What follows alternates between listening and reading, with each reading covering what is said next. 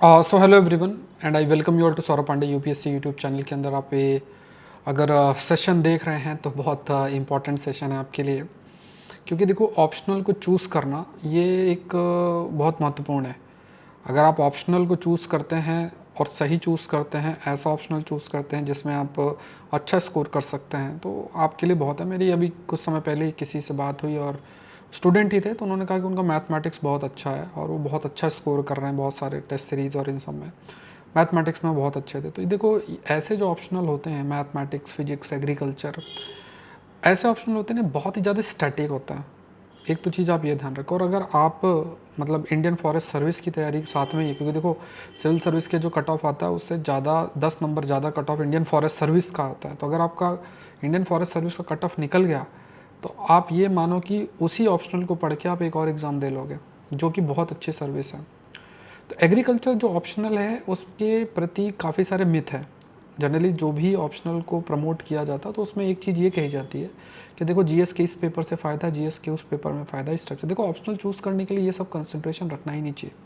अगर बोला जाए एग्रीकल्चर के लिए, तो एग्रीकल्चर में भी जो आप पढ़ते हो तो वो आपके जीएस पेपर 3 में बहुत हेल्पफुल है। 45 मार्क्स के आसपास जो कंटेंट है वो आपका आता है पूरा, अगर आप देखोगे।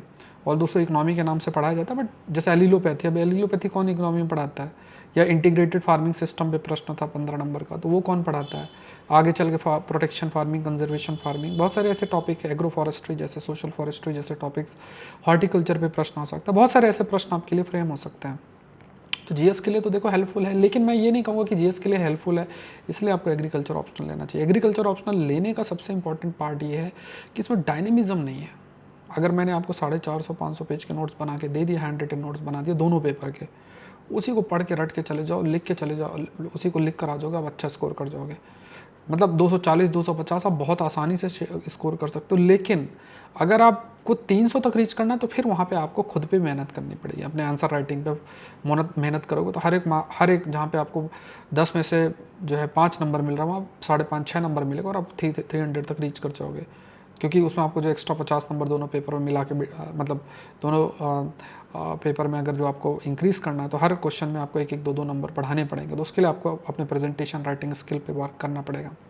तो एग्रीकल्चर ऑप्शनल ओवरऑल देखो इसमें पेपर 1 है, ठीक है, क्योंकि इसमें कई कहते हैं कि बायो का बैकग्राउंड चाहिए, वैसा कोई बैकग्राउंड नहीं, पेपर देख लो आप एक बार पढ़ाने के तरीके। तो पेपर 1 में तो देखो कुछ भी नहीं चाहिए। देखो मैं आपको सिलेबस बताता हूँ। एक पहला पार्ट है उसमें इकोलॉजी का रेलिवेंस क्या है, फिजिकल सोशल एनवायरनमेंट क्या है, एग्रो इकोलॉजी क्या होता है, क्लाइमेट चेंज होता है, और रिमोट सेंसिंग का एप्लीकेशन है, क्रॉपिंग पैटर्न क्या होता है, ये सब। उसके बाद दूसरा मॉड्यूल में आपका precision farming, package of practices crops से रिलेटेड, और कुछ इंपॉर्टेंट फीचर्स हैं जैसे सोशल फॉरेस्ट्री, एग्रो फॉरेस्ट्री, ये पढ़ना है। फिर आपका जैसे प्लांट्स को ग्रो करना है उसमें भी conservation of forest flora fauna, ये सब है। फिर वीड्स के बारे में, अनवांटेड जो प्लांट्स हैं उनके बारे में, उनका कैसे कंट्रोल करते हैं, उनकी प्रॉपर्टीज़ क्या हैं।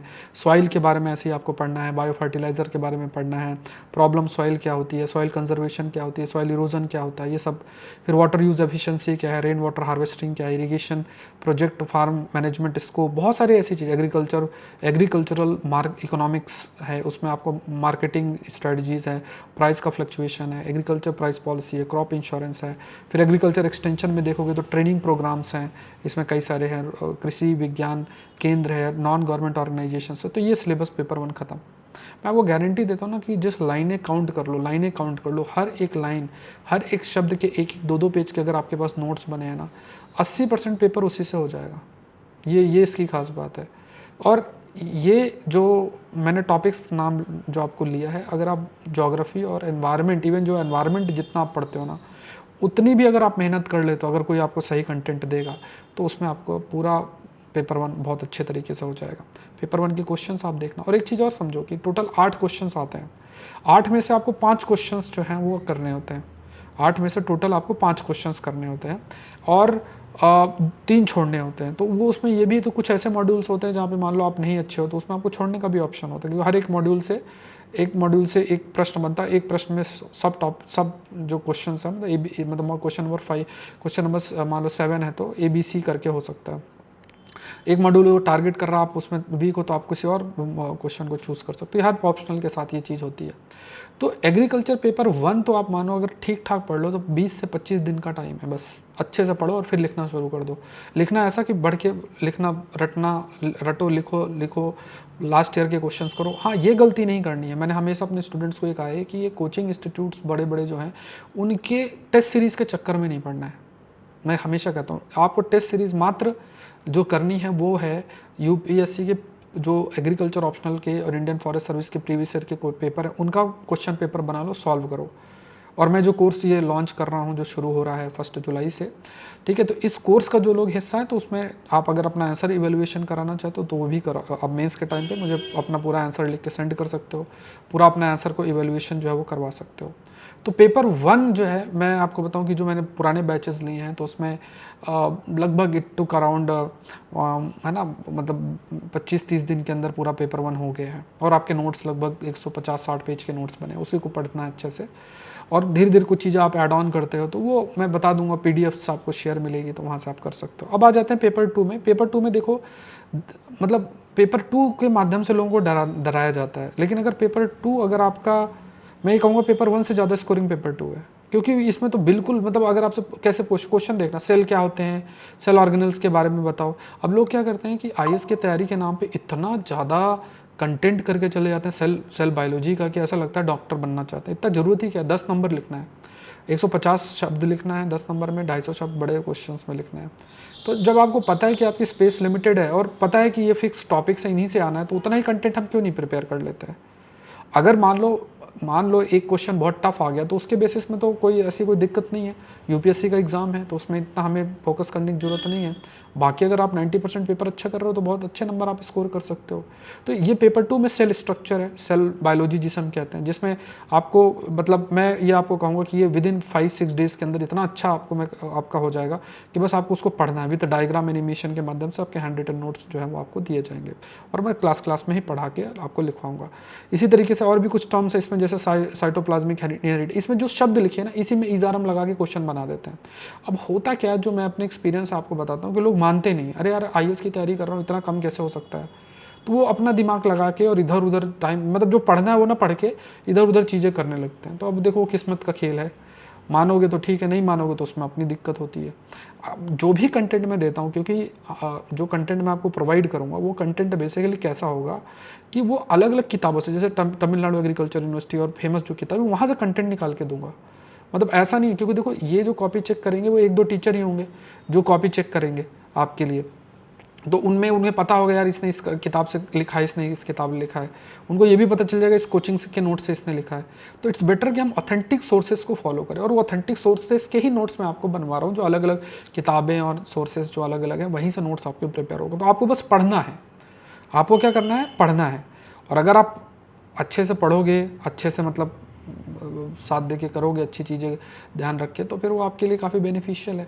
जो चीज़ें आपको पढ़ाई जाए उस पर फोकस करते जाओ। प्लांट ब्रीडिंग एक है जिसमें जैसे किस तरीके से नई वैरायटी बनाई जाती है, इसमें हेट्रोसिस, सोमैटिक हाइब्रिडाइजेशन, शब्द थोड़े डिफिकल्ट से लगेंगे बट चीज़ें बहुत आसान है। इंटरजेनरिक इंटरस्पेसिफिक हाइब्रिडाइजेशन क्या होते हैं। अब मैं आपको तो जो शब्द बोल रहा हूँ ना, इन्हीं से 10 साल के क्वेश्चंस आपको मिल जाएंगे बहुत सारे।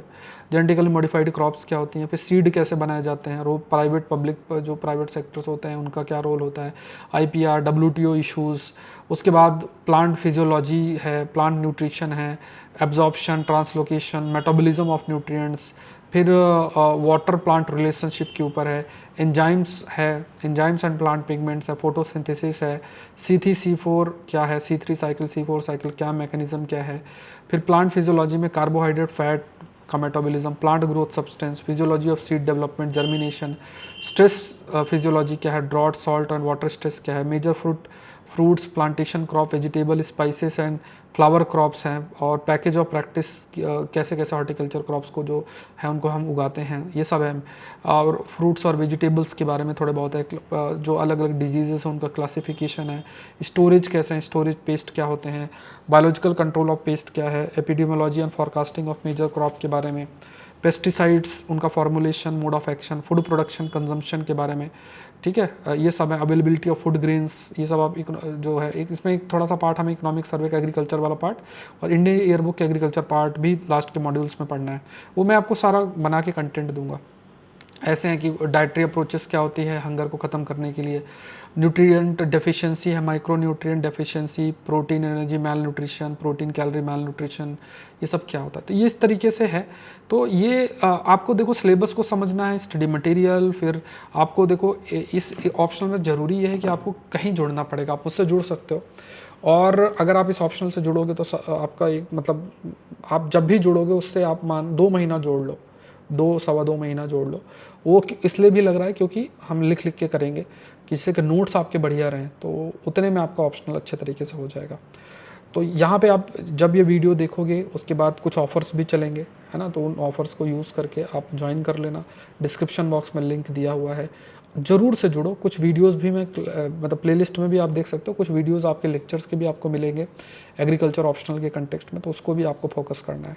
तो ये ऑप्शनल मैंने फिर कहा कि बहुत स्कोरिंग है, प्लस आपके पास अपॉर्चुनिटीज़ इंडियन फॉरेस्ट सर्विस का भी, एक ही ऑप्शनल से 2 एग्ज़ाम आपके लिए जो है वो अप्रोच हो रहे हैं, तो कितनी बड़ी बात है।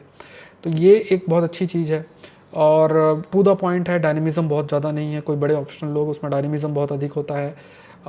यहाँ पे आपको पता है सिलेबस ये है, इसके कंटेंट आपने प्रिपेयर किया तो ईजिली अच्छा स्कोर कर सकते हो। बस आपको बस फ्लेक्सिबिलिटी होनी चाहिए माइंड में कि जो पढ़ रहे हो उसको अच्छे से पढ़ो, बार बार प्रैक्टिस करो, समझो, जो चीज़ बोली जाए उसको मानो। ये होता है, कई बार मानते ही नहीं, हमें लगता है हम इसकी तैयारी कर रहे हैं तो हम मानेंगे नहीं, अपना दिमाग लगाएंगे, वो एक अलग चीज़ है। तो क्योंकि देखो टू द पॉइंट चीज़ है। अब किसी कोई पीएचडी कर रहा है एग्रीकल्चर से, कोई कुछ कर रहा है, तो उसकी वो एग्रीकल्चर में कम स्कोर हो, इसकी बड़ी पॉसिबिलिटी होती है।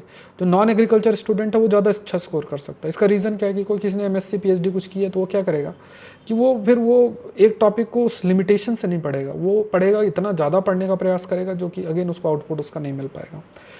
तो ये बहुत ज़रूरी है, मतलब कि आपका जो एग्ज़ाम है किस तरीके से पहले प्रश्न पूछे गए हैं, किस एरिया से प्रश्न पूछे गए, उनको ध्यान में रखते हुए अपनी अंडरस्टैंडिंग को इंक्रीज़ करना है। अंडरस्टैंडिंग के बेसिस पे बहुत सारे क्वेश्चंस हल हो जाते हैं लिखने का, कि यहाँ से कंटेंट ले लिया, वहाँ से कंटेंट ले लिया।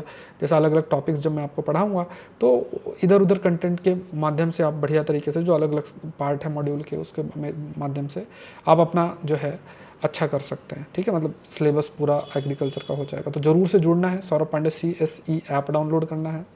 इसके बाद डिस्क्रिप्शन बॉक्स में भी कोर्स का लिंक दिया है एग्रीकल्चर ऑप्शनल का, ज़रूर से हिस्सा बने और क्लास अटेंड करें। जैसे ही आप जुड़ोगे तो मैं आपको नोट्स प्रोवाइड कर दूंगा और उन नोट्स को आप फॉलो करें। Thank you everyone, thank you.